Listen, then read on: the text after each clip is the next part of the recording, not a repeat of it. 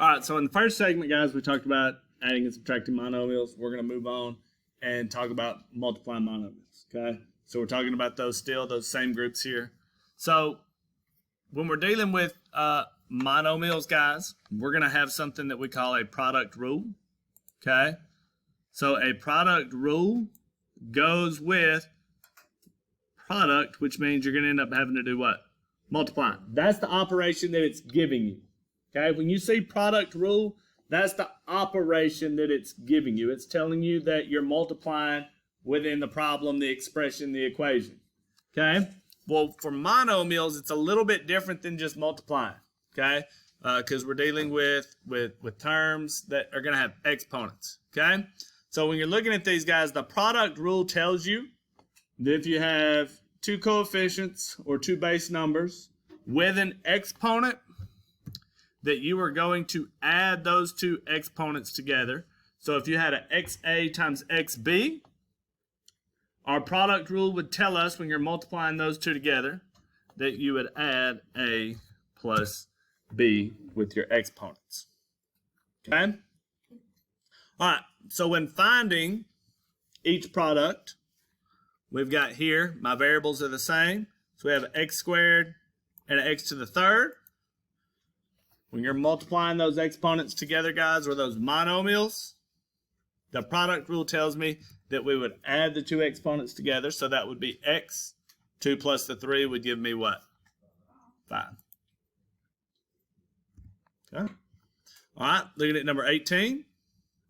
A to the 9th times A. Now, exponent-wise, guys, what is understood that's up here above the exponent?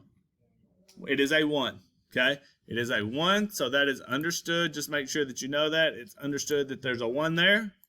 Okay, so A to the 9th times A to the 1.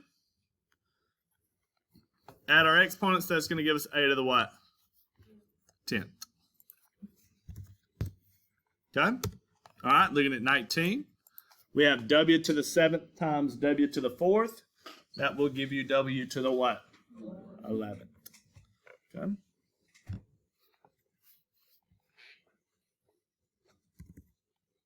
Go. All right, so now we're going to have some where we have coefficients, not just variables, but the coefficients, which are the numbers that we're multiplying by. Okay, so the first thing, guys, if you have coefficients, okay, you're going to end up multiplying those coefficients together. So whatever those numbers are, you'll just simply take those two numbers, do what the operation tells you to, multiply them together. Okay, then simplify the variables with the product rule. Okay? That would be with our exponents. Okay, so looking at the first one, we've got 4x squared times 3x to the 5th. Okay? Multiply our coefficients, so that's going to be 4 times what? 3, which is 12. Now let's simplify our variables with the exponents. Okay, x to the 2 combined with the x to the 5th is going to give me x to the 7th. Okay, one thing that I wanted you guys to notice multiplying monomials, guys, it doesn't say anything about them being the same. Okay, you only add and subtract them if they are like terms. Now we're simply multiplying, guys. They do not have to be alike to be multiplied. Okay, all right, so looking at 21. 3x to the 6th, 5x to the 2nd. All right, multiply our coefficients together, and we get what? 15. Based on the product rule, let's combine our variables with the exponents, which is going to be x to the 8th. Good, 22. Okay, 5x squared times 6x to the 4th. Multiply our coefficients, and we get 30. Simplify our variables and exponents, and it's going to be x to the 6th. All right, looking at 23, guys. Multiply your coefficients together. Negative 4 and 3 is going to give you negative 12. Okay, now simplify our variables. We've got two variables here with different exponents, but that's okay. They don't have to be like terms.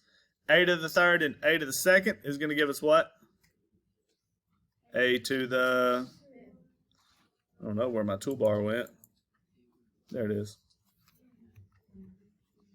A to the 5th. And we will have B to the 6th. Now notice, guys, if y'all are using that toolbar, whenever you click to get an exponent, you will have to click it again to go back and add the other variable. Okay? If you haven't figured that out. All right, looking at 26. All right, here, guys, we've got 3 coefficients. Okay? But it's not going to change what we do. It's no different than just multiplying 3 numbers together like you guys did in 3rd or 4th grade. So you got 2 times the -5, which gives you -10, times the 3 is going to give you what? -30. All right?